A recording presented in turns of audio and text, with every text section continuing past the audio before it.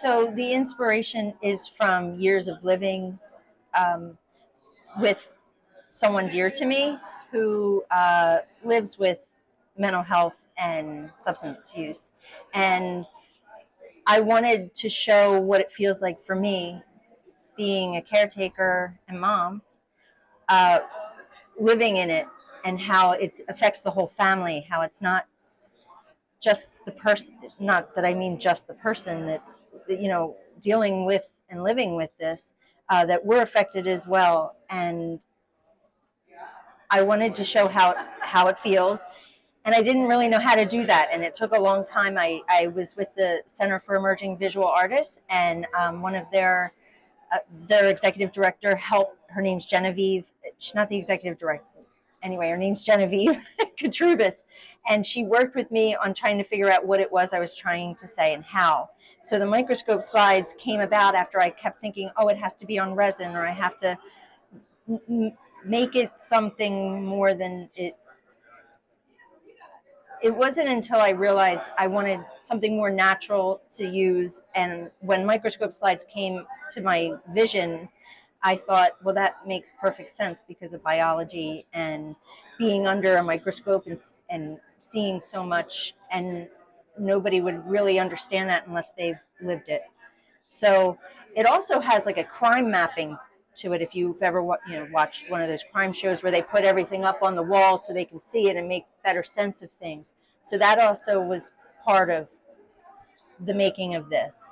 I kept putting things on the wall, and then I didn't like the feeling, but I wanted others to feel the feeling of the closeness and tightness, and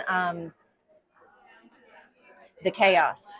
And then the light on top of it is almost like an interrogation light where you can't, but it also could be like leaving a light on, where a mom always leaves the light on, or somebody who loves someone keeps a light on for them. So it has all these different meanings, and it took a long time to come to all of it. So it first was going to be virtual reality. Then I realized I don't really know how to do virtual reality. So I have to stick to what I know.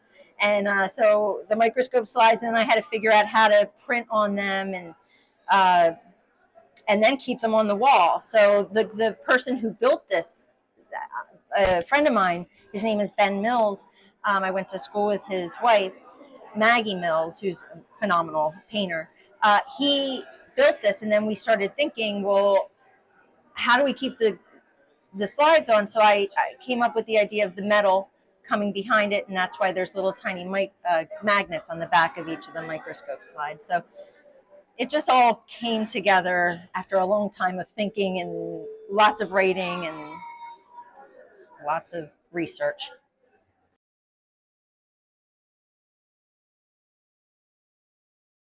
For a long time, I kept thinking I was putting on a pity party of some sort, and I didn't want it to come off that way. And I don't think it does, because that's not my intention. It gives me the idea that I followed my instincts, and I should do that more. And I do. This piece has taught me a lot about that. So winning first place when I kept trying to apply to a lot of different galleries, but it wasn't going there. It also wasn't finished, so I should give that. But I really was concerned that maybe I didn't do it right, or it's not that compelling that I thought it was. So winning that award, the award of first place in sculpture, makes me rethink of how important the work is, and that I did do it right.